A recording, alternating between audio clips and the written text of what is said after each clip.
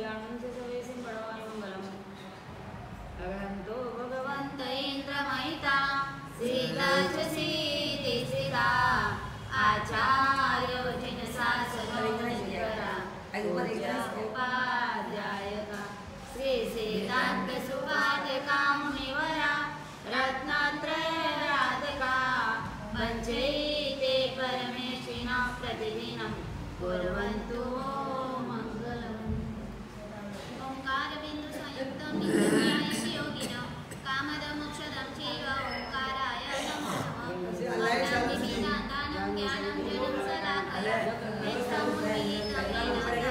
श्री गुरुवे तावरो अत्रो तो लाइट आले अडनी वंदे वंदे अरुणाबेन वंदे वाला सब बनवा आवे के जल्दी में बनेगे तो लाइट करना लास्ट बटन लास्ट एक ही दबा दो बस दंदा बैठ तो लाइट आले दंदा बैठ ना दंदा सीधे रखी ना में लाइट आले अभी मेघ कुमार ने बौद्ध कला सीखी है। बौद्ध कला सीखने के बाद में वो घर पे आए तो विद्या गुरु जिसने उनको पढ़ाया था, क्योंकि उन्होंने पढ़ाई ऐसी की कि उसकी बुद्धि भी थी और शांत स्वभाव भी था। बुद्धि भी इतनी तीव्र थी कि बहुत जल्दी से उसने पढ़ाई पूरी की और पढ़ाई पूरी करने के लिए बाद में विद्या गुरु उनको घर पे भेजने के लिए आए। विद्या गुरु किसको भेजने के लिए आते हैं? अभी गुरुकुल में पढ़ते हैं तो गुरुकुल के गुरु भी उनको भेजने के लिए घर पे आए और जब वो भेजने के लिए आते हैं ना तभी श्रेणिक महाराजा विचार करता है कि मेरा बेटा कितना पढ़ के आया, पढ़ाई करके आया, इतनी अच्छी पढ़ाई करके आया तो उसके गुरु उनको घर पे भेजने के लिए आए हैं और भेजते तो उसको क्या दक्षिणा देते हैं। दक्षिणा देते खाली नहीं भेजते हैं, क्योंकि 3 व्यक्ति के पास में खाली नहीं जाना चाहिए। गुरु के पास, पंडित के पास और भगवान के पास में 3 जगह पे खाली नहीं जाना चाहिए। अपन लोग तो कहाँ पे जाते खाली जाते हो ना।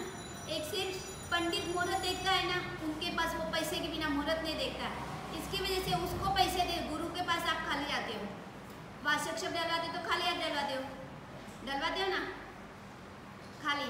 भगवान के मंदिर में जाते हो तो भी खाली हाथ जाते हो। यहाँ पे तो घर फटुआ लेके जाते हो, बाहर जाते हो तो भी फटुआ ले जाए घूमने के लिए जाते हैं, खाली हाथ जाते हो, कितना हैंडबैग नहीं खाली हाथ जाते हो। वो तो अपने के लिए, भगवान के लिए कुछ नहीं है, तो खाली हाथ जाते हो आप लोग। मगर 3 जनों के पास में खाली हाथ नहीं जाने का, क्योंकि 3 जनों के पास में खाली हाथ जाते तो कुछ नहीं। फिर वो भी तो राजा ने भी विचार किया कि गुरु आए हैं तो गुरु को खाली नहीं भेजना चाहिए, तो उनका बहुमान करते हैं। बहुमान करने के बाद में गुरु जाते हैं। अभी वो मेघ कुमार घर पे आया, घर पे आने के बाद माता पिता विचार करते हैं कि मेरा बेटा बड़ा हो गया, बेटा बड़ा होता है या बेटी बड़ी होती है तो उसकी शादी की भी चिंता होती है कि शादी की चिंता करते हैं। अभी बेटा बड़ा हो तो शादी तो करनी पड़ेगी और शादी करने के लिए उनके जैसी कन्या भी देखनी पड़ेगी। अभी कन्या उन्होंने देख ली है, कन्या बहुत अच्छी है, देखने में सुंदर भी है, मगर आप लोग कन्या देखने के लिए जाते हो, आप लोग कन्या देखने के लिए जाते हो, आप लोग बहू देखने के लिए जाते हो लड़की को, तो आप लड़की में क्या देखते हो? क्या देखते हो? हाइट, वाइट,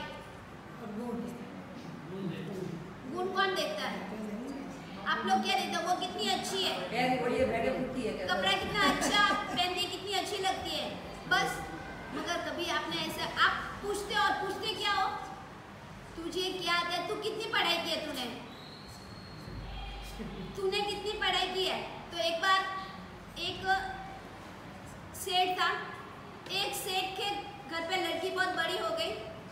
बड़ी होने के बाद उन्होंने विचार किया कि अभी मेरी बेटी बड़ी होगी तो उसको शादी तो करवानी पड़ेगी। सामने वाले लड़के वाले के घर पे गए, पूछा लड़का लड़की पसंद है, दोनों वैवाहिक हो गए। अभी पूछा कि आपकी लड़की कितनी पढ़ी हुई है? तो बोला कि मेरी लड़की बीकॉम पढ़ी हुई है, ब्यूटी पार्लर की क्लास की है, स्विमिंग पूल आती है, गाड़ी चलानी आती है, ऑफिस में नौकरी करने के लिए जाती है, बहुत पढ़ी हुई है मेरी बेटी। अभी फिर लड़की वाले ने पूछा कि आपका लड़का क्या करता है?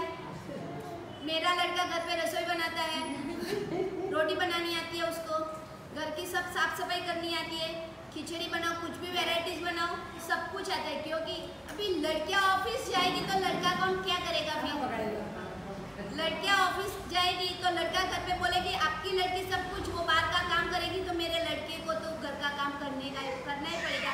क्योंकि ये जनरेशन ऐसा ही है, ये जनरेशन ऐसा ही है।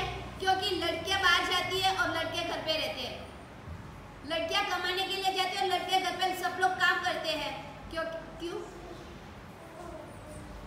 वहाँ पे मेकुमार के टाइम में चौथा आरा चल रहा था। अभी उनके माँ बाप विचार करते हैं कि अभी मेरा बेटा बड़ा हो गया है तो उसके योग्य कन्या भी तो देखनी चाहिए ना। मगर वो लोग क्या देखते थे? ज्ञान कितना है उसके अंदर, धार्मिक में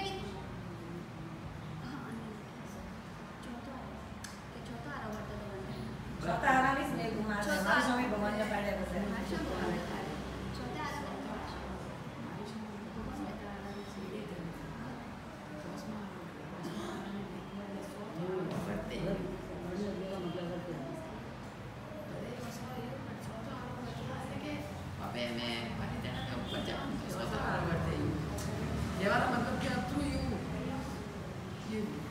ભગવાનનો જન્મ તો સ્વતઃ આવે સીડે ગોઠે એટલે માઇક કુમાર તો પોસમાં આરામે કુમાર સૈનિક મહારાજા મેઘ કુમાર હે પોસમાં આરામે કુમાર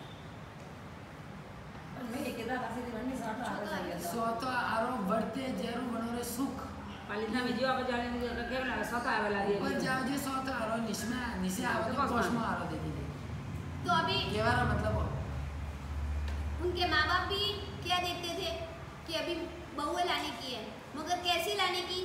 गुणियल लाने की, गुणवान हो, बुद्धिशाली हो, सब कुछ देख के उन्होंने 8 लड़कियां पसंद की।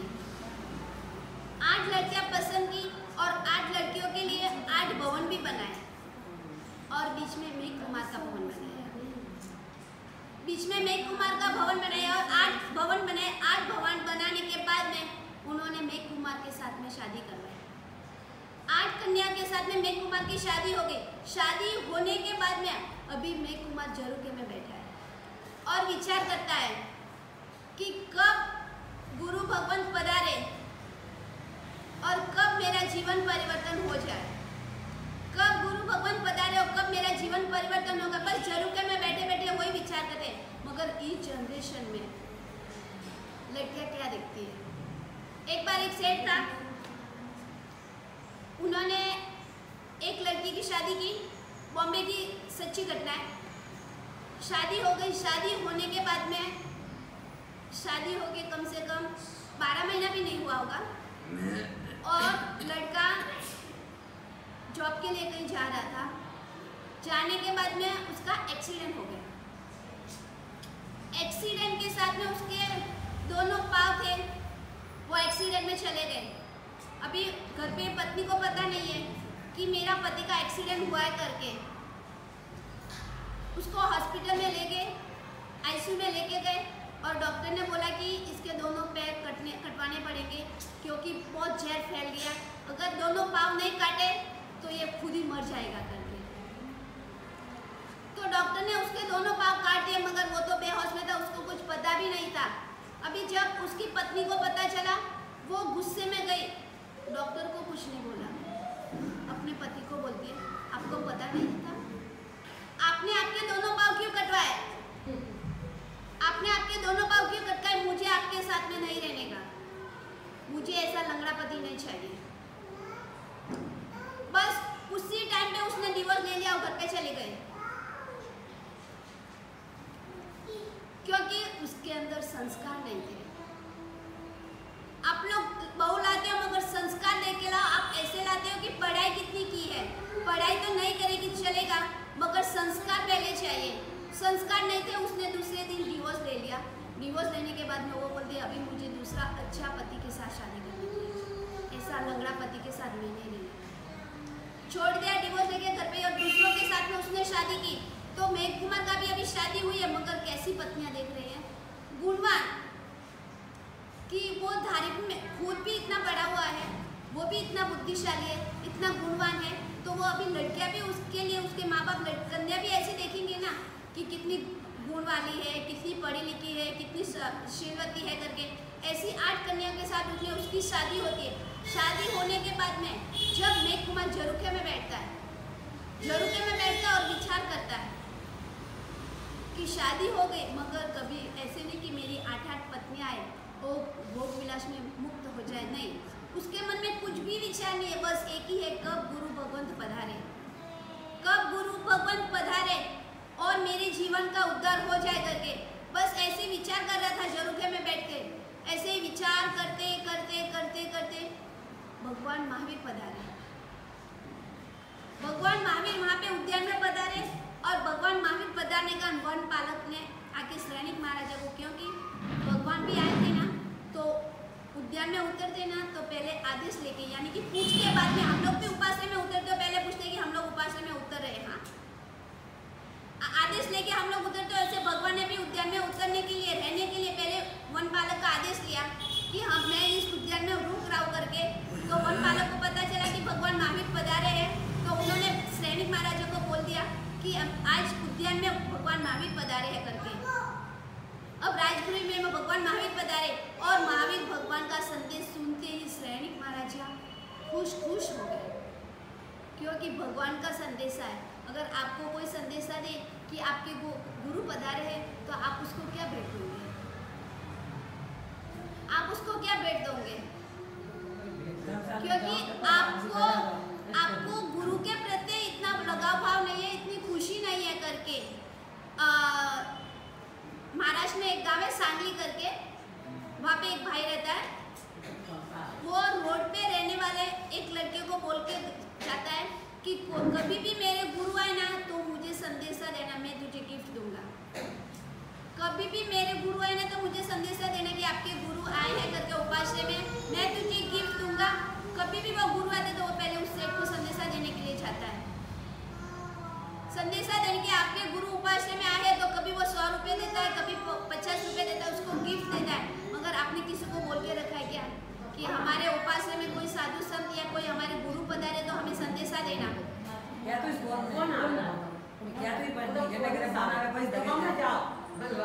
अभी तो फोन का सिस्टम हो गया, पहले के जमाने में फोन का सिस्टम नहीं था। पहले के जमाने में सिस्टम नहीं था, तभी माने साहब को पता भी नहीं चला कौन से रास्ते से जाने का करके। पहले तो बोर्ड ना था, लगता मतलब वही नहीं तो उन्होंने अभी वहाँ पे भी श्रेणिक महाराजा को संदेशा मिला कि आपके गुरु पधारे हैं। तो श्रेणिक महाराजा क्या करता है कि गुरु पधारे हैं, उसका आदेश सुनते ही उसके रोमाटे खड़े हो गए और उसको क्या देता है? गिफ्ट देता है, क्योंकि मेरे गुरु पधारे, उसका तुमने मुझे संदेशा दिया है करके। मेरे गुरु पधारे, वो जाने के लिए तैयार। अभी जिस दिशा में गुरु विचर रहे थे, गुरु महाराज पधारे थे, उसी दिशा में खड़े होकर पहले उनको वंदन करता है। वहाँ पे खड़े पहले वंदन करता है और इतना खुश होता है कि मुझे गुरु के साथ पास में वंदन करने के लिए जाना है करके। और गुरु के पास वंदन करने के लिए जाता है, तभी मेघ कुमार झरोखे में बैठे और विचार करता है कि अरे आज क्या बात है, आज क्या बात है, आज पूरी राजगुरी नगरी कहाँ पे जा रही है करके, और इस रास्ते पे क्या है करके। और वहाँ पे जाते मन में विचार करता है। विचार करने के बाद में मेघ कुमार क्या करता है, जाता है या नहीं जाता है, वो मैं आपको भाव से बताऊंगा। ओंकार बिंदु संयुक्तम नित्यं ध्यायन्ति योगिना कामदं मोक्षदं सेवा ओंकाराय नमो नमः। अज्ञानतिमिरान्धानां ज्ञानं जनं शलाकया नेत्रं उन्मीलितमेन तस्मै श्री गुरवे नमः, तस्मै श्री गुरवे नमः। अभी अपने को है कसाय की कुटिलता, यानी कि कसाय आप करते हो तो कसाय नहीं करना चाहिए। कसाय यानी मालूम पड़ता है कस प्लस आय, जिसमें संसार की प्राप्ति, संसार की वृद्धि होती है, संसार का लाभ होता है, वो है कसाय यानी क्रोध। कसाय बोलो, क्रोध बोलो, इसका अर्थ है कस प्लस आय। कस यानी संसार, आय यानी लाभ प्राप्ति, जिसमें संसार की प्राप्ति होती है, वो है कसाय। संसार की परंपरा, संसार की प्राप्ति कहाँ होती है? कसायों से भरी हुई है। मान, माया, लोभ, कसाय चारों उसमें भरे हुए हैं संसार में। तो कसाय की इतनी कुटिलता, तो शास्त्रकार भगवंत बोले हैं कि आप कसाय को नष्ट करने के लिए पहले नंबर में क्या करना है? संसारी और सिद्ध, यानी जो मुक्त है आत्मा, उनको कोई जरूरत नहीं है। जो व्यक्ति संसारी है उनको ही जन्म मरण का फेरा करना पड़ता है। बारंबार जन्मना, बारंबार मरना, बारंबार जन्म लेना, बारंबार मरना। आज ये एक भव पूरा हुआ, कल दूसरे भव में, परसों तीसरे भव में। आंख के पलकारे में तो 70.5 भव, 70.5 बार जन्म हुआ। एक आंख बंद करो और खोलो, एक अंतर्मुख में तो आत्मा दूसरी जगह जन्म ले चुकी है। आप जब आपकी मृत्यु होती है, मर्दा गिरा हुआ है, पड़ा है अंतर्मुख में, यानी 48 मिनट में के पहले पहले तो उसका जीव कहीं दूसरे जन्म में जन्म ले चुका है। सिर्फ माटी है, मर्दा पड़ा हुआ है। उसके लिए आप 1 दिन, 2 दिन, 4 दिन, 3 दिन, कितने दिन रखते हो? अरे अमेरिका से बेटा आना है, इसमें कितने जीवों कीड़ों की उत्पत्ति होती है। 48 मिनट के बाद उस मर्दे में कहीं अंततः कीड़ों की उत्पत्ति होती है। कभी भी आप इतनी प्रतिज्ञा तो अवश्य में लेना, घर को बोल के रखना, मैं कभी भी मरूं, मेरे को 48 मिनट पहले बाद में मत रखना, मेरे को आप ले जाना। कोई रात को से आपको आप 6 बजे रहता तो बस का तो रखना बराबर, तो दिन सुट के तो उनको भी सुबह निकालना चाहिए। तो फिर क्या करते हैं, वो दवाई केमिकल वेमिकल के ऊपर वो रखते हैं लगा के, तो जीवों की उत्पत्ति नहीं होती है। बर्फ की लादी के ऊपर रखते हैं जीवों की। नहीं तो जो सुबह हमारे गुरुदेव जब सुबह 6 बजे कालधर्म हुए थे, जल्दी उनको कोई नहीं आया, सगा वाला बोलो कोई भी नहीं। लेकिन वो ट्रस्टी है, गाँव वाले बोले जल्दी जल्दी मार साहब इतना नहीं, सब आने। एक बहन और एक बहन भी उधर ही थे, देखने के लिए आए थे, बीमार थे, तो दूसरे कोई नहीं आए। क्या हुआ, क्या करना है आके? तो अपने को ऐसा विचार करना चाहिए कि मर्दे के ऊपर जो लोभ मोह माया लोभ है वो गलत है। आप पूरी जिंदगी संसार की प्राप्ति के लिए कसाय की कुटिलता की, आपने बहुत कसाय किया। राग द्वेष माया और लोभ है राग में। राग द्वेष क्रोध मान माया लोभ 6 शब्द है, तो उसका समावेश अपन लोग करते हैं। माया और लोभ वो है राग में, क्रोध और मान है वो द्वेष में। तो अपन बोलते हैं ना राग और द्वेष, तो उसमें भी चारों का समावेश होता है, क्रोध मान माया लोभ। और हर व्यक्ति को क्रोध, अभी क्रोध को दूर करने के लिए क्या करना है? अपने पालिताना का क्या नाम है? सिद्धाचल। सिद्धाचल। तो हर व्यक्ति को सीधे चलना है। सिद्धाचल यानी सीधे चलना है। जो भी व्यक्ति सीधा चलता है उनको कर्मों से मुक्ति है। जो टेढ़ा चलता है उनको कर्मों से मुक्ति नहीं।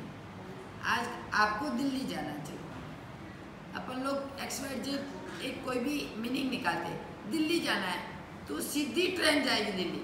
आप दिल्ली का रास्ता इस साइड और आप इस साइड फंस गए, इस साइड चले गए और वापस आपको इस साइड से नेशनल हाईवे के ऊपर आना पड़ेगा। आप भूल गए रास्ता, उल्टा रास्ता पकड़ लिया आपने, तो आपको क्या होगा?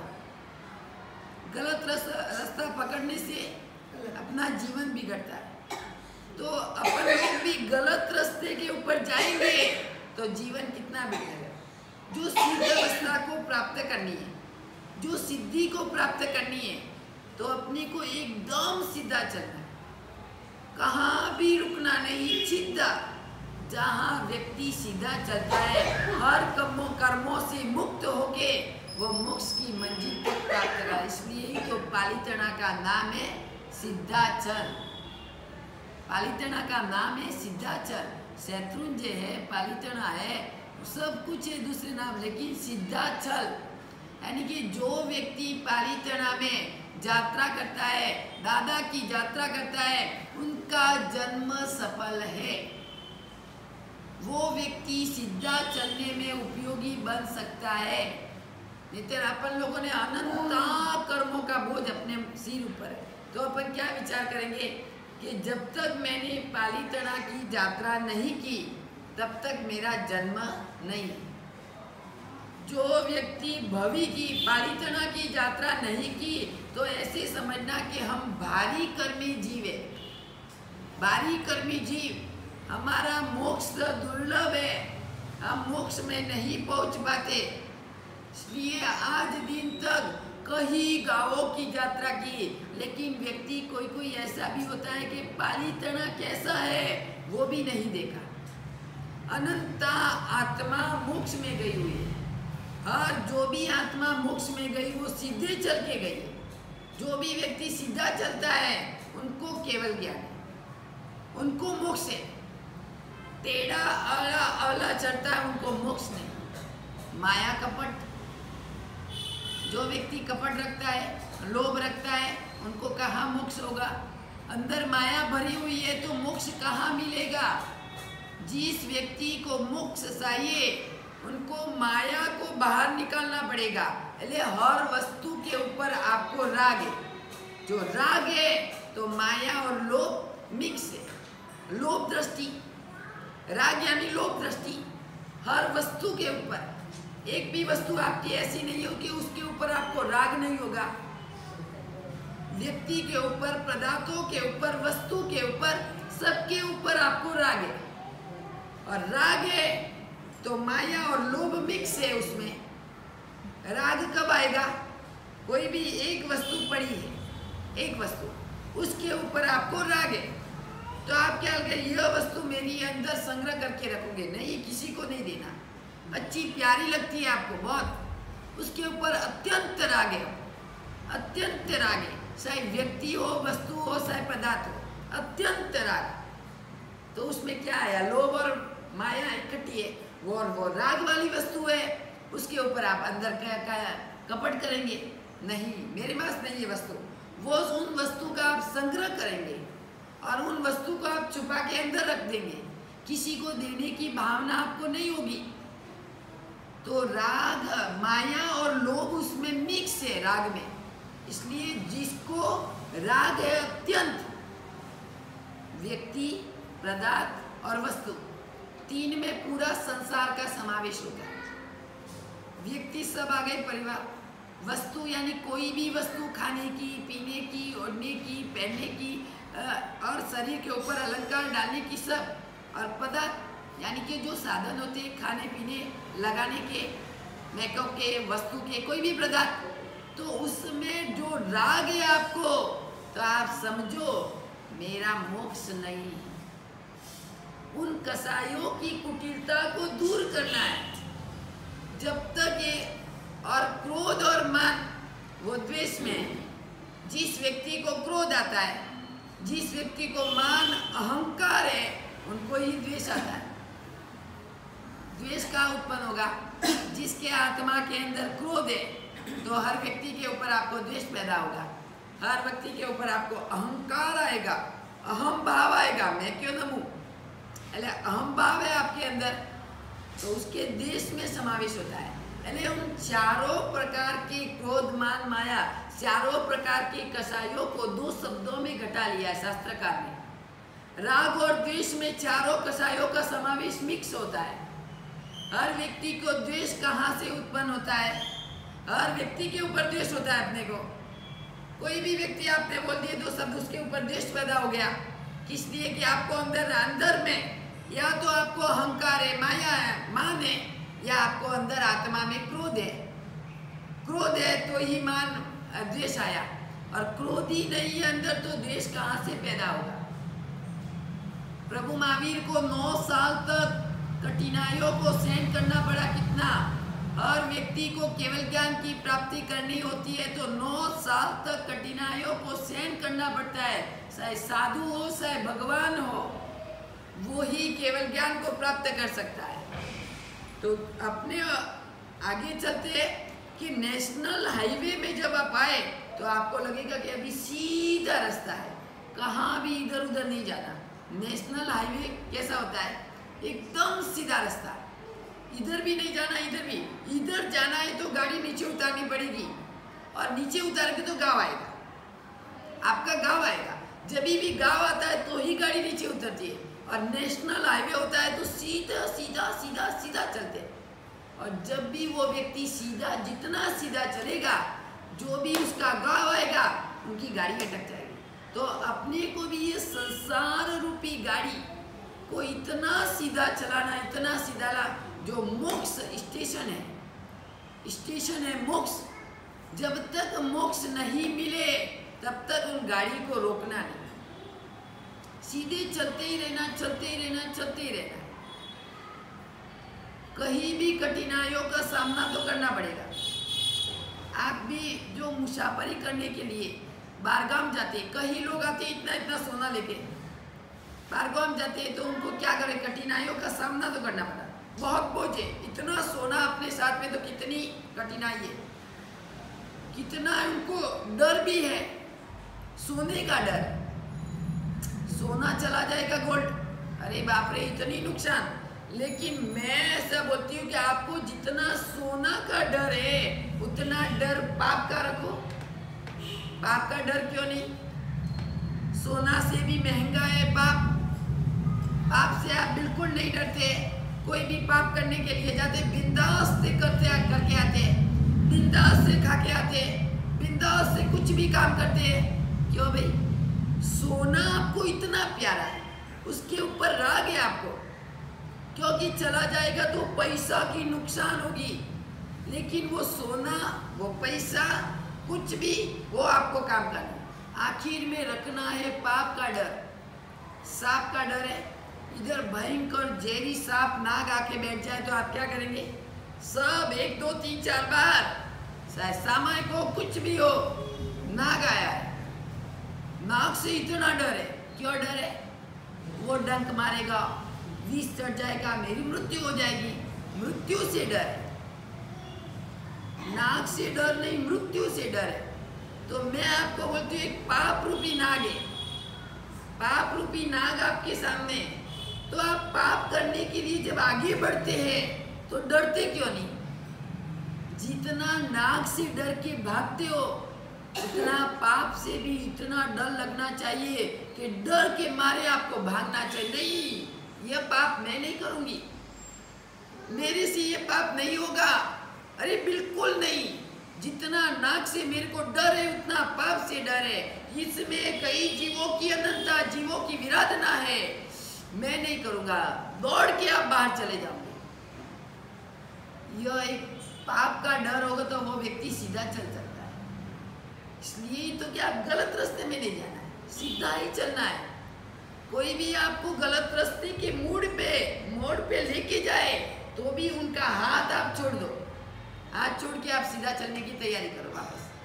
उनका हाथ आपने पकड़ लिया तो गए गांव से। जो मोड़ को तोड़ के जाता है, नेशनल हाईवे को गाड़ी तोड़ के जाएगी तो वो गाड़ी वापस, उनको जो सीधा चलना होगा तो वापस नेशनल हाईवे के ऊपर आएगी तो ही सीधी चलेगी, नहीं तो वो गांव में चली जाएगी। बस गए गांव से, गाड़ी नेशनल हाईवे से नीचे गिरी, चकनाचूर अपना। तो अपने लोगों को पापों से डरना है।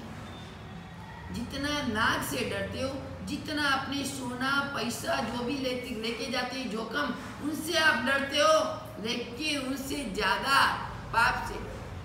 कोई भी पाप आप करो, पहले नंबर में 10 बार लाख बार आप विचार करो, पैर आगे बढ़ाओ, तब विचार करके बढ़ाओ यह मेरे करने जैसा है या नहीं।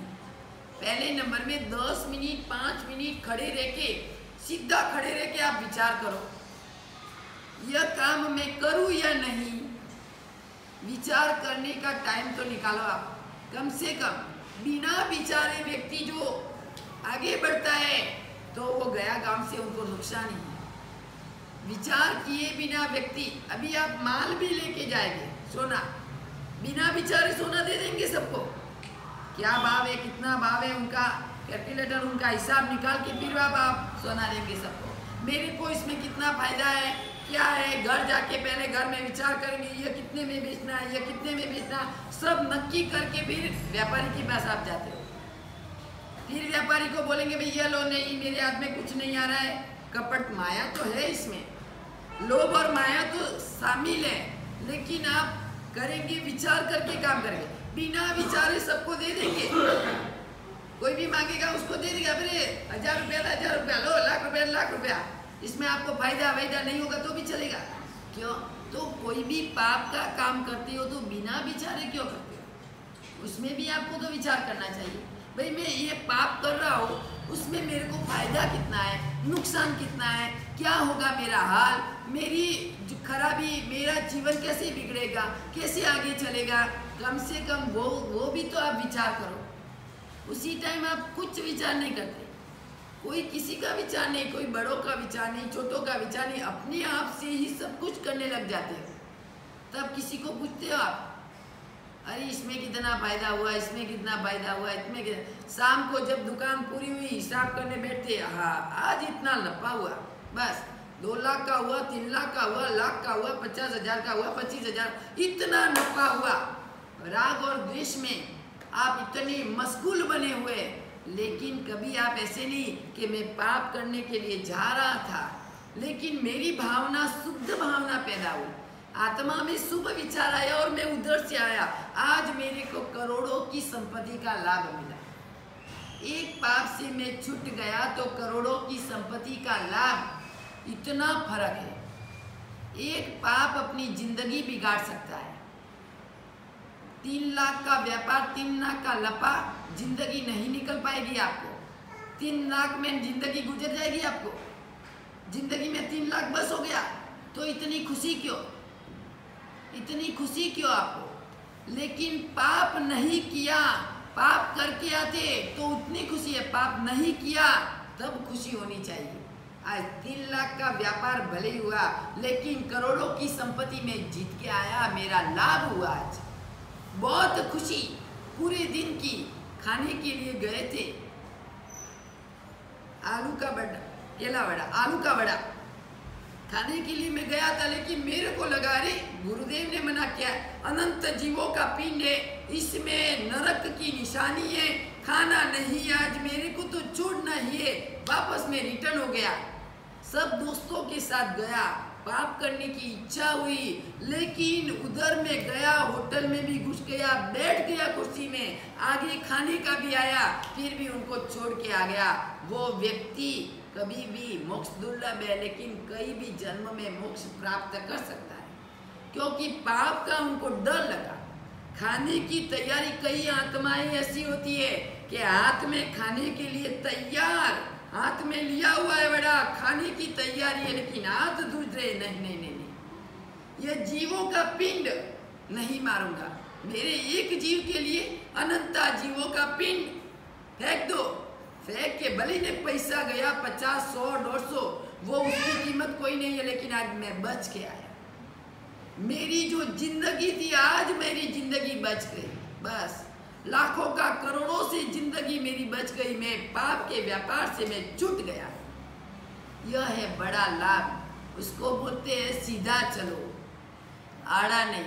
जो व्यक्ति सीधा चलेगा उनको ही लाभ। क्या खाना है, कितना खाए, माइक्रोस्कोपी में आप एक बार लाओ, इधर है तो मैं आपको दिखाऊं, छोटा सा टुकड़ा आलू का पीस करके उसमें रख दो, आप माइक्रोस्कोपी में आप देखो, हालते चालते आपको जीव दिखने लगेंगे, और ये आपको ऐसे लगेंगे इतने जीव, मैं ऐसे इतने जीवों को मार के मैं अकेला खाता हूँ।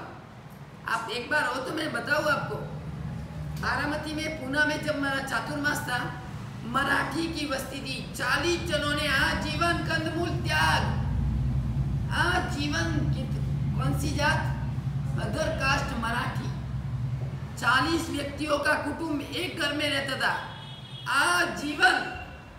आप तो विचार करते, अरे लू के नहीं लो, 1 छूट रखो के 2 छूट रखो, 4 रखो के 5 रखो, 10 रखो के 15 रखो, कितने हैं? साजे मांदे छूट।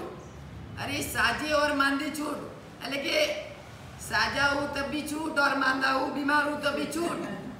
रोज छूट कितना खाओगे?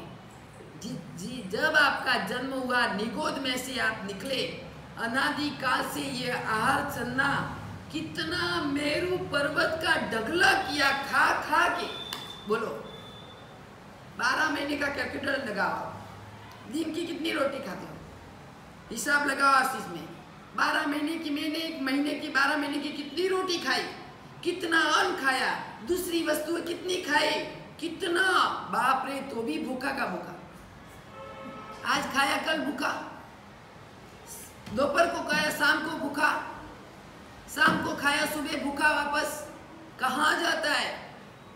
अनादि काल से आसन्ना इतनी लगी हुई है, इतनी लगी। जब तक अपनी मुक्ति नहीं होगी तब तक सीधे नहीं चलेंगे, तब तक ये आसन्ना बंद नहीं होगी। कितना खाओगे? कम से कम खाने के ऊपर तो भी कंट्रोल रखेंगे। आपने चलो कंदमूल भी खाया बिन समझ में, अभी आप समझ रहे होगे, बिन समझ में खाया, लेकिन उनका हिसाब तो लगा कितना खाया। 2 kilo, 4 kilo, 10 kilo, 5 kilo, 50 kilo, 25 kilo, 100 kilo, कितना खाया? तो भी आपको कुछ हुआ है? फर्क है? शांति है? तो भी आपको तृप्ति नहीं। 50, 100 किलो, 200 किलो कंदमूल आपने खा लिया, आलू खाया, कांदा खाया, गाजर खाई, शकरकंद खाया, मूला खाया, सब कुछ खाया, लेकिन शांति है? आपको कुछ तृप्ति हुई है? क्यों? पाप की वस्तु की तृप्ति जीवन में कभी नहीं होगी। दूसरी वस्तु से तृप्ति हो सकती है, लेकिन पाप की क्रिया एक ऐसी है, व्यक्ति को अंदर से इच्छा होती है खाने की। मैं बोलूं इसमें खाने से स्वाद कैसा लगता है? 1 मिनट में मैं आपको पूछूं कि इसका स्वाद कितना है, कैसा है? आप खा के आए भले, मैं आपको तुरंत ही पूछूं 10 मिनट के बाद, अरे भाई कैसा लगा आपको? आप वो भी खाते हो तो कैसे खाते हो? अंदर दुख के कारण नहीं, राजमाज के पराक्रम से खुश होके इतना अच्छा बढ़िया ताली मार के खाते हो। वो सामुदायिक कर्म, जितने भी दोस्त साथ में गए, जितने भी होटल में गए, जो भी पाप क्रिया की, पाप क्रिया के साथ में आप शामिल हुए, ताली लगाई, आप हंसे और हंस कस के टेस्टफुल से आप खाया, सामुदायिक कर्म आपको सबको साथ में कर्म का बंद हो गया। तभी बोलते पूरी गाड़ी का एक्सीडेंट हो गया, 10 जन 50 जन जा रहे थे, पूरी गाड़ी में से 50 जन मर गए। वो कर्म उदय में आया सामुदायिक। जो सामुदायिक कर्म का बंद करेंगे तो सामुदायिक कर्म आपको उदय में आएगा। कभी भी खाओ, लेकिन टेस्टफुल से मत खाओ। दुख के साथ कभी भी मजबूरी से खाना पड़े तो दुख के साथ आप उसका उपयोग करो। नहीं, मेरे को जीवन में छोड़ना ही है, आप जो छोड़ेंगे तो कुछ नहीं लगेगा। 10 दिन, 15 दिन, 20 दिन, बस बाद में कुछ नहीं। अरे आपको ऐसा होगा कि मेरा जीवन अच्छा बन गया। आपको क्रोध आता है, किस लिए आता है? क्रोध किस लिए आता है? जो भी ये तामसिक प्रकृति वाली जो भी वस्तु है आप खाते हैं, इसलिए क्रोध आता है, नहीं तो आपको क्रोध नहीं आएगा। दूसरे लोगों जो नहीं खाते उनको क्रोध भी आएगा ना, तो वो संचलन क्रोध आया और गया। पानी में रेखा खींचेंगे तो कितनी टाइम रहेगी? 1 सेकंड। आया और गया, आया और गया। और आपको इतना भयंकर क्रोध है, हर व्यक्ति को क्रोध आगे बढ़ता है। क्रोध में ये तामसी वस्तुएं जितनी भी खाते हैं नहीं, उनसे आपको क्रोध आता है। इसलिए ही तो 4 महाविधि बंद होती है, दारू, मांस, मदिरा और मक्खन।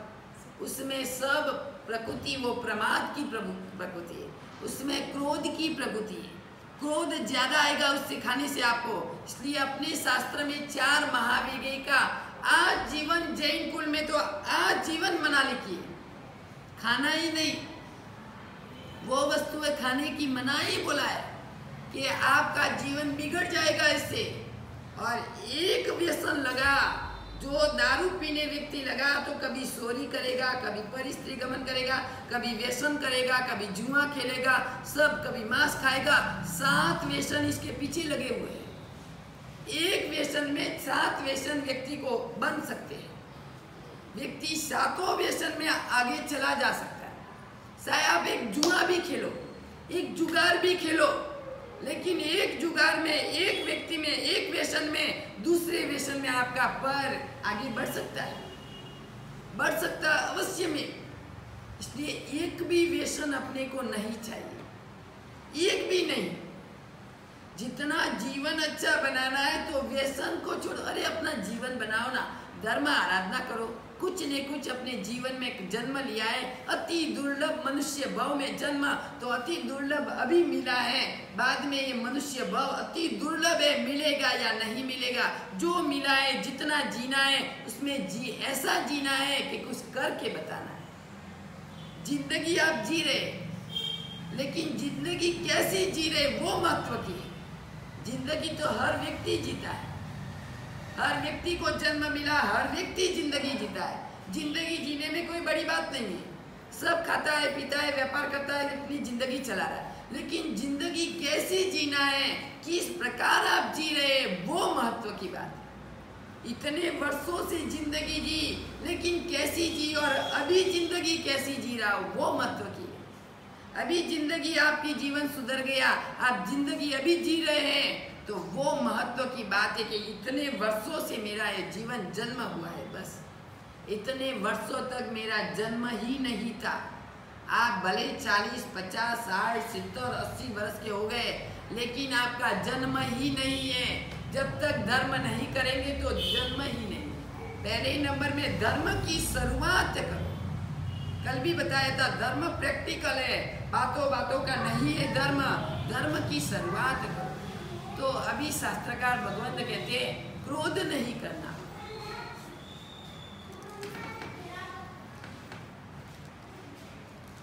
सात स्टार है, क्रोध नहीं करना। 7 पॉइंट है। पहली बात, आप घर में जब भी बाहर निकलो, क्रोध करके कभी बाहर मत। कभी भी आपको क्रोध आ गया है, आप बैठ जाओ घर में। कभी भी बाहर जाना है, क्रोध करके कभी बाहर मत निकलो, जिंदगी में नहीं। कभी भी आपको होना अनहोनी बन सकती है, होनी अनहोनी क्रोध में बन सकती है। कहाँ भी घर में क्लेश हुआ, बहुत ही क्रोध आया, घर में बहुत बड़ा झगड़ा हुआ, आपको बाहर जाना है, बैग तैयार है, मत जाओ, दूसरे दिन जाओ, या 2 घंटों के बाद शांत होने के बाद जाओ। कभी मत जाओ। होनी अनहोनी कभी भी बन सकती है, आपकी जीवन बिगड़ सकता है। कि घर से बाहर निकलते टाइम आप क्रोध मत करो। कभी क्रोध आया हो तो भी आप शांत बन जाओ, सबके साथ हिल मिल के खुश होके आप बाहर निकलो। क्रोध में कभी जिंदगी में बाहर मत निकलना, आपका जीवन बिगड़ सकता है। इसलिए उस टाइम आपको क्रोध नहीं करना है। 7 स्टार मैं बता रही हूँ आपको। हाँ, 7 स्टार लिखना हो तो लिखो। 7 स्टार। पहला स्टार है, घर से बाहर निकलते टाइम क्रोध कभी मत करो। हर व्यक्ति क्रोध में आग बबूला होता है और निकल जाता है बाहर, उधर आगे जाके होनी अनहोनी उनकी बन जाती है। कहाँ भी आगे गया, कभी गाड़ी आया और विचार में गया, गाड़ी से उसका एक्सीडेंट हो गया, होनी अनहोनी वो उनका प्राण पंखेरु उड़ गया और उनकी गति खराब। तो क्रोध क्यों करना? घर से निकलते टाइम तो बिल्कुल क्रोध नहीं करना। आप भी बहने हो चाहे भाई हो, कभी भी आप शुभ काम के लिए कभी भी आप निकल रहे, चलो हमारे इधर भी आए हैं आप, लेकिन क्रोध में मत आओ, क्रोध में मत आओ। क्रोध को शांत करके उपासना में जाओ, क्रोध को शांत करके अपने मंदिर में जाओ। पहले आप मत जाओ, अपने विचारों को शुभ विचार में लाओ, अशुभ विचारों को शुभ विचार में लाओ, बाद में अपना कार्य करो। तो आपको कभी होनी अनहोनी नहीं बनेगी। आपको अच्छा काम करना है तो अच्छे शुभ विचारों में करो, जो भी व्यक्ति क्रोध में काम करेगा तो उसको क्या होगा? उसको होगा क्या? नुकसान ही होने वाला है। कभी भी दूसरे नंबर में घर में जब प्रवेश करो तभी भी क्रोध मत करो। बाहर बहुत क्रोध करके आए, कस्टमर के साथ, व्यापारी के साथ झगड़ा करके आए, बहुत लाल बुद्ध होके आए, शांत बन के घर में आओ। घर में क्रोध करके मत आओ। और जो भी क्रोध करके आए, जो भी बोले बीच में आया उनको मार दिया, जो भी बोले बीच में आया उनको मार, सब दूसरों का क्रोध घर में निकाला, तो घर में क्लेश का वातावरण बन गया। घर में होनी अनहोनी किसी की भी हो सकती है। क्रोध में आग बबूला होके 2 शब्द उनको बोल दिए, वो ऊपर जाके फांसी खा के मर गए। वो ऊपर जाके केरोसिन का डब्बा लेके मर गए। अबे इतना झगड़ा हो गया क्योंकि आप झगड़ा आगे करके आए, और घर में आके भी वो झगड़े में, क्रोध में ही आपने प्रवेश किया है। तो घर में प्रवेश करो तभी भी क्रोध कभी नहीं करना।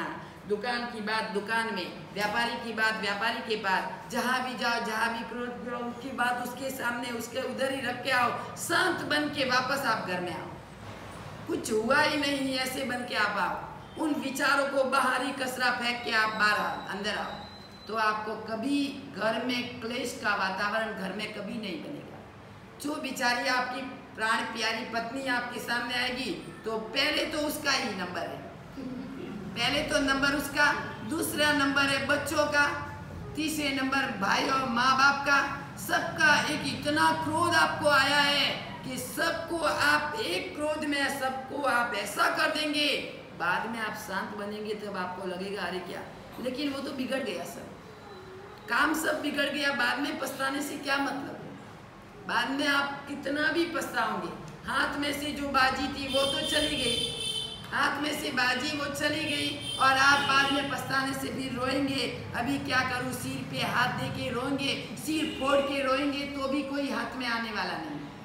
क्या करें? इसलिए ही तो शास्त्रकार भगवान ने ये रास्ता निकाला है कि आप क्रोध करो, लेकिन इसी टाइम क्रोध नहीं करने का। क्रोध करना है, कैसे करना, किस प्रकार करना है।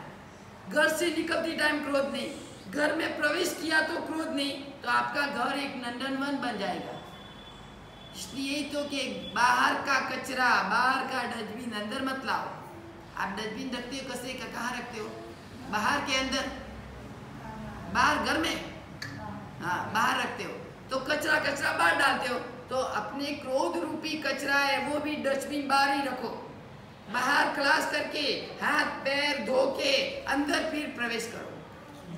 पैर भी धो लो, हाथ भी धो लो। अरे जो वो कचरा है, कचरे से हाथ बिगड़ गए होंगे, क्रोध से मुंह भी धो लो, फिर बाद आप अंदर प्रवेश करो तो आपको कुछ नहीं होगा। कभी भी जीवन में, जिंदगी में हमारे को याद करना कि घर में बहुत क्लेश था, बहुत क्रोध था, इतना झगड़ा था गुरुदेव, लेकिन वो झगड़ा एक समाप्त हो गया है। ऐसा आप व्यवहार करेंगे तो आपको कभी क्रोध की कालिमा आपके अंदर नहीं आएगी। बाहर का झगड़ा बाहर, अंदर का झगड़ा अंदर, और जहाँ भी जहाँ जिसका झगड़ा वो वहाँ ही आप रख के आओ, घर में उसको प्रवेश मत। तीसरा नंबर है, जब भी आप खाना खाओ मोबाइल को साइलेंट में रखो। किसी का भी फोन आया, खाते खाते भी उन्होंने आपने क्रोध किया, ये अन्न एक देव समान है, अन्न एक देव समान है। उन अन्न देवता को आप खा रहे हैं और खाते खाते क्रोध कर रहे हैं, तो शास्त्र में लिखा है कि खाते खाते आपको कभी क्रोध नहीं करना है। बाहर जाते क्रोध नहीं करना, अंदर आते क्रोध नहीं करना। बाद में आप खाना खाने बैठ गए, इसलिए तो शास्त्र में लिखा है कि मोबाइल साइड में रखो। खाते खाते मोबाइल हाथ में कभी मत लो। किसी का भी फोन आया, उन्होंने, व्यापारी ने 2 शब्द बोले, आप भी आग बबूला हो गए, क्रोध में आप बोला और अन्न को बाहरी ठोकर मार के आप निकल गए। कभी ठोकर मार के नहीं निकल। पहले जमाने में अन्न को देव के समान मानते थे। अन्न को नमस्कार करके पानी का छिड़काव करके फिर ऐसे नमस्कार करके उन अन्न को खाते थे। अभी उसका कोई आपको नहीं। अन्न यानी देव मानते थे, देव के समान। कभी भी थाली रखते थे, अरे पुस्तक में आता है, हम लोगों ने तो देखा नहीं, मेरी तो उम्र ही इतनी है, मैं कहाँ से देखूं, लेकिन पुस्तक में सब लिखा हुआ था कि अन्न को देव के समान मानते थे। थाली भरी हुई है तो ऐसे नहीं खाएंगे, उन थाली को पानी का छिड़काव करेगा, थाली को नमस्कार करेंगे, बाद में मौन व्रत में थाली के अंदर का वो खाएंगे, खाते खाते वो बोलेंगे भी नहीं। अपने शास्त्र में अभी भी लिखा है कि खाते खाते बोलने से ज्ञानावनी कर्म का बंद पड़ता है, ज्ञानावनी कर्म का बंद होता है। तो उनको नमस्कार करने से, खाने से अपने वो भी जो भी अन्न है वो अन्न पवित्र बनेगा, और वो पवित्र अन्न अपने आत्मा में जाएगा तो पवित्र अन्न से अपने को शुभ विचार की धारा चालू, अशुभ विचार है वो नष्ट हो जाएंगे और शुभ विचार पैदा होंगे। 3 जगह आपको मालूम पड़ा, क्रोध नहीं करना, खाते खाते कभी क्रोध मत करना, बाहर जाते वक्त क्रोध मत करना, अंदर आप प्रवेश करो, बाहर क्रोध आया तो भी समाप्त करके शांत बन के अंदर प्रवेश करो। 3 जगह प्रवेश। अभी चौथा है, उपकारी के ऊपर कभी क्रोध नहीं करना। अपने माँ बाप अपने उपकारी है, गुरुजन बड़ी कोई भी है, किसी ने अपने को साथ दिया है वो भी उपकारी है, किसी ने अपने को जो नीचे गिरने वाला था ऊपर चढ़ाया वो भी अपना उपकारी है। उन उपकारियों के ऊपर कभी क्रोध मत करो। अपने घर की बात करते हैं, परिवार में माता पिता है, अपने माँ बाप है, आप बड़े हो गए, पढ़े लिखे हो गए, आपने इतने कमाने लगे, फिर बाप को बोला अरे निकल जा तूने क्या कमाया, सब मैंने कमाया। क्यों भाई, उपकार किसका है, किसने पढ़ाया आपको, खड़ा किसने किया, व्यापार में धंधा में किसने लगाया, एक बाप ने लगाया। तो उस बाप को आप धक्का मार के बाहर निकालने लगे, उस माँ बाप का उपकार आप भूल गए। वो माँ आपने जन्म दिया तो आप इतना बड़ा हुआ, जन्म नहीं दिया होता तो तू मनुष्य लोक में कहाँ से आता मनुष्य लोक में, इस जैन कुल में आपका जन्म कहाँ होता। ऐसी माता ने आपको जन्म दिया तो आप बड़े हुए, जैन कुल में जन्म लिया, और वही माँ बाप को आप धक्का मार के आप बाहर निकालने लगे। ऐसे कभी नहीं बनना। वही उपकारी माता पिता, एक माँ के 3 बेटे और 3 बहुए, 3 बेटे और 3 बहुए। उस माँ को बाप बेचारा गुजर गया, ऑफ हो गया, रियल घटना, बाप ऑफ हो गया, बड़े बड़े बंगले में रहते 3 बेटे, और माँ के पास बेचारे पैसा नहीं, कुछ नहीं, कहाँ से रहेगी वो माँ ने छोटा बेटा के अंदर माँ उसकी शामिल थी, माँ को धक्का मार के रोड के ऊपर एक वृक्ष के नीचे बैठा दिया माँ को। वो बेचारी वृक्ष के नीचे रोती रोती बैठी, इतनी रो रही है, बंगले में, बड़े बड़े बंगले में, लेकिन कारण किसका है, बहू का। बेटी के अंदर तो थोड़ा सा वात्सल्य होता है, कहीं कोई पुण्य का उपार्जन करने से बहू है किसी को अच्छी मिलती है, नहीं तो बहू है तो सब जगह ऐसी होती है। बेटे को तो अंदर भावना बहुत है माँ बाप के ऊपर, लेकिन क्या करे, बहू का बात कान में आई और इधर से निकल गई। कभी भी बहू की बात आप मत, उनका वो बोले तो आप सुनना, बस ऐसे करना, उसको भी नाराज नहीं, माँ बाप को भी नाराज, बोलना करना सबका सुनना, विचार मन से करना, मन से विचार, जैसे ही बोला ऐसे ही सुना और इधर से निकाल दिया, ऐसा काम गलत कभी मत करना। 3 बहुएं और 3 बेटे, लॉर्ड जैसे इतने बड़े बड़े पैसे वाले, करोड़पति के घर के अब्जोपति, बड़े बड़े बंगले में रहते हैं। अहमदाबाद में रघुवीर बंगला, बड़ा बड़ा बंगला है, और माँ को एक वृक्ष के नीचे निकाल दिया। वृक्ष के चायड़े में बिचारी, कोई देते है माँ बेटे को, कभी कभी दया आती तो खाने के लिए सूखी वूखी रोटली और दाल चावल खाने के लिए देते, वो बैठी है बिचारी एक अपना थैला लेके। एक छोटी सी लड़की आई, मेरे ख्याल से करीबन होगी 12 साल की, 12-13 साल की लड़की, करीबन 12-13 साल की लड़की करीबन होगी। वो लड़की उन माँ के पास आई, रियल घटना आपको समझाने के लिए है। कई बार हम लोग तो नजरों से देखते हैं। 12 साल की लड़की आई, अरे माता जी आप क्या कर रहे, कोई बेटा नहीं है आपको, कोई बहुएं नहीं है। 3 बेटा और बहू है, लेकिन क्या करे, मेरी नसीब ही ऐसा है, एक झाड़ वृक्ष के नीचे मेरे को निकाल दिया है, कोई बात नहीं। वो बेटी अपनी पापा के पास घर गई, घर जाके अपने मम्मी पापा को बोले एक काम करो पापा, मेरा जो भी वो एक औरत है उसके नाम से गलत बैंक में जमा करा लो, 10 लाख 15 लाख बैंक में उसकी गलत रिपोर्ट लिख के, गलत उनकी फाइल लिखा के वो जमा कराओ उसमें, और वो फाइल मेरे को दे दो। वो लड़की लेके आई, जो उनके माँ का ठेला था उस ठेले में वो डाल दिया। बेटा मिलने के लिए आया, छोटा बेटा, अरे क्या कर रही है माँ, कल की भाकरी और वो चावल दाल मिला है, बचा था, मैं खा रही हूँ। माता उधर गई, बेटी ने वो थैला निकाला, खोला, और वो पेपर, अरे 15 लाख जमा है, माँ के पास कभी बोला भी नहीं, इतनी मिलकत है। आप व्यापारी, आपका स्वार्थ कहाँ है, पैसों में। माँ बाप का उपकार नहीं, उपकार माँ बाप का नहीं है, पैसा। हर व्यक्ति पैसा के पीछे माँ बाप को रखते, वो गलत बात है। अरे माँ तू इधर बैठी है, वही बेटा धक्का मारने वाला, वही बेटा निकालने वाला, आज 12 15 लाख 20 लाख की इनकम, अरे वो तो खोटी है, उसको क्या मालूम है। चलो भाई घर पे, और घर जाके उनको हवा डाल रहे, उनको खाना खिला रहे। देखो कितना ये कमाल, किसका कमाल है, पैसे का, पैसे का कमाल। जो माँ बाप के पैसा, क्यों भाई, माँ बाप इतनी मेहनत मजूरी करके पैसा इकट्ठा करके आपको पढ़ाया, आपको खिलाया, आपको बड़ा किया, आपका सार संभाल रखी, इतना बड़ा किया, फिर अभी माँ बाप के पास में पैसा नहीं है तो आप उनको धक्का मार के बाहर निकाल देंगे। उपकारियों के ऊपर कभी क्रोध मत करो, जिंदगी में भी नहीं। वो हमारे परम उपकारी है, उन्होंने ही तो हमारे को चलना सिखाया, उन्होंने ही हमारे को बोलना सिखाया, उन्होंने ही पढ़ना सिखाया, उन्होंने ही खाना सिखाया, उन्होंने ही सोना सिखाया, उन्होंने ही सब व्यापार करते सिखाया।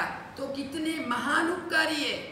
ऐसे महान उपकारी माँ बापों के ऊपर क्रोध आप कभी मत करना, जिंदगी में मत। आपको 2 शब्द भी बोल दे तो कभी माँ बापों के ऊपर क्रोध करके धक्का मार के कभी मत निकालना। वो महान उपकारी आप धक्का मार के माँ बाप के निकाले हो, लेकिन आप विचार करना, आपके बच्चे भी आपको देख रहे हैं, वो आपको एक सेकंड भी ये साथ नहीं रखेंगे। माँ बाप के उपकारों को, माँ बाप के पैरों को जो धो के पानी पी रहे हैं, वो ही आगे बढ़ सकते हैं। वो ही बेटे उपकारी है, वो ही बेटे माँ बाप को जो परमेश्वर मान रहे। जंगम तीर्थ, अपने तीर्थों की यात्रा नहीं होगी तो भी चलेगा, माँ एक अपनी तीर्थ है, तीर्थ, जंगम तीर्थ है, वो हलने चलने वाली तीर्थ है। स्थावर तीर्थ, बड़े बड़े तीर्थों की यात्रा स्थावर तीर्थों की अपन करवाते, लेकिन माँ अपनी एक उपकारी है। माँ के उपकार के लिए भी कुछ भी करना है। माँ नहीं तो ये इनकम, अरे मम्मी माँ ये सब तेरा ही है, तेरे आशीर्वाद, तेरी कृपा से ही तो जाओ जवानी है। जो तूने मेरे को कुछ नहीं किया होता तो मैं क्या, जो मैं छोटा था मेरे को नहीं संभाला होता, वैसे ही बड़ा कोई कुकड़ा आगे, कोई उंदर चूहा आगे, कोई बिल्ली आगे मेरी अंगुली खा ली होगी, मेरे को खून निकला तो आपने मुंह से साफ किया। वही मेरी माँ बाप उपकारी है, उपकारी। ऐसे उपकारियों के ऊपर क्रोध जिंदगी में मत करना। चाहे आपको 10 शब्द भी बोल दे तो भी आप उपकारी समझना नहीं, उनका उपकार मैं जीवन में कभी नहीं भूलूंगा। अब आपने पैसा कमाया, आप बड़े सेठ बन गए, ऐसे सेठ माँ बिचारी काम कर रही है, माँ बिचारी पूरे दिन रोती है, उनके सामने देखने के लिए यह नियम तो अवश्य में आपको लेना है कि माँ बाप के पास में 10 मिनट सबको बैठना है। माँ बाप के पास में 10 मिनट आप बैठो, 10 मिनट बैठ के उसके उपकारियों की बात वडीलों की बातों, कहीं जूनी पुरानी बातें आपको सुनने के लिए मिलेगी। बेटा ऐसा करने से ऐसा होता है। 10 मिनट आप नियम रखो माँ बाप के बाद में, कितनी घरागी हो, कितनी भी आपको पूरे दिन थके हो, लेकिन आपको नियम है 5 मिनट 10 मिनट माँ बाप के पास में बैठ के आपको सोना है। उसके पहले आपको कभी नहीं सोना है, तो ही वो उपकार का बदला आप चुका सकते हैं। आप उनके उपकार का बदला चुकाना है तो उनके उपकार का बदला चुकाने के लिए 10 मिनट उनके पैरों का धो के पानी पियो, तो भी उपकार का बदला आप चुका नहीं सकते। उपकार का बदला आप नहीं चुका सकते, इतना उपकार है। तो ऐसे उपकारियों के ऊपर, वडीलों के ऊपर भी आपको क्रोध कभी नहीं करना है। 4 स्टार हो गए, 3 स्टार बाकी है अभी कि क्रोध कहाँ नहीं करना। ऐसे उपकारियों के ऊपर जो भी उन्होंने 2 शब्द भी बोल दिए, कोई बात नहीं। जब आप छोटे थे उनको लात मारी, उनको धक्का मारा, उन्होंने आपको खिलाया, वो गीले में सोए, आपको सूखे में सुलाया, आपको बड़ी सहज में अच्छा आपको खिला के वो लूखी रोटी खाए, आपको बादाम जमा के, आपको केल बीज, आपको खजूर जमा के, नहीं इसको कमी है, खून की कमी है, मैं नहीं खाऊंगी तो चलेगा, मेहनत मजूरी की, पूरी रात पूरे दिन कमाया, आपको बड़ा किया है। और वही उपकार आप भूल गए? वो उपकार आप भूल गए आज? नहीं, कभी नहीं भूलना। माँ को तीर्थ के समान समझो, जंगम तीर्थ है, प्रभु के दर्शन करना है। एक टाइम में माँ को दुखी करके प्रभु के दर्शन और माँ को चुंदड़ी उड़ाने के लिए जाएंगे, वो गलत है, गलत। पहले अपनी माँ को सजाओ, अपनी माँ को चुंदड़ी उड़ाओ, अपनी माँ का पालन करो, बाद में मंदिर में माता जी को चुंदड़ी उड़ाओ। माता जी को चुंदड़ी उड़ाने के लिए आप लाखों का करोड़ों का चढ़ावा लेते हैं। अपनी माँ फटी टूटी साड़ी पहन के फिरती है, उनको लाने के देने के आपको टाइम नहीं है, आपको पैसे नहीं है, वो गलत है। ऐसे उपकारी माँ बाप है, उनका उपकार का बदला, उनके उपकार का ऋण आप कभी नहीं चुका सकते, कभी नहीं। जीवन में जितना भी करेंगे उतना करेंगे, उनका ऋण आप कभी नहीं चुकोगे। कम से कम उपकार का बदला अपकार से नहीं बदला चुकाना है, उपकार का बदला उपकार से ही चुकाना है। जितना बने उतनी सेवा करो, जितना बने उनके उपकारियों का आप उपकार मानो, और उनके पास में 10 मिनट तो अवश्य मेव बैठो। नहीं, आपकी पत्नी के साथ आप घुस गए अंदर, क्यों? माँ बाप अकेले बैठे, जब छोटे थे तब माँ बाप के पास बैठते थे, अभी आपकी पत्नी प्राण प्यारी पत्नी आ गई तो उनके पास में आप बातें करने के लिए चलो, नहीं, उनको भी बोलना है। माँ बाप के पास 10 मिनट तो सब शामिल रोज बैठना है। रोज बैठने से उनसे क्या है, अपने प्रेम का वात्सल्य बढ़ता है। जितना भी प्रेम का वात्सल्य आएगा वो बढ़ेगा।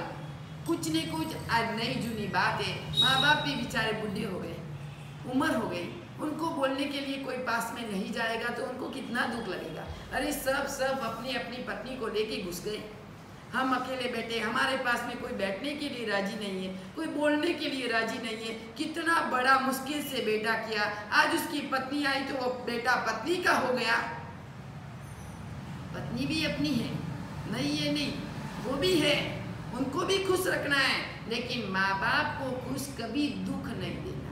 उनके आंखों के पानी को हाथों से लुचना है, उनके आंखों के पानी को हाथों से लुचना है, अपने हाथों से नहीं। माँ, तेरे आंखों में पानी वो गलत है, तूने मेरा पानी आंखों का कहीं हजारों बार लुचा है, मैंने आपको कई बार तंग किया है, अब मेरे लिए आपके आंख में पानी नहीं होगा। मैं अभी बड़ा हो गया हूँ, मैं आपको खुश करूँगा, मैं आपको सब कुछ करूँगा। तो ऐसे माँ बाप के उपकारी है, उनके बारे में कल भी अपन लोग भाव अवसर के ऊपर विचार करेंगे। ऐसे उपकारियों के ऊपर क्रोध नहीं। अभी 3 स्टार और बाकी है, उसके बाद में कहाँ क्रोध करना कहाँ नहीं करना वो अपन लोग भाव अवसर के ऊपर विचार करेंगे। आज्ञा विरुद्ध कुछ भी बोला हो तो इच्छा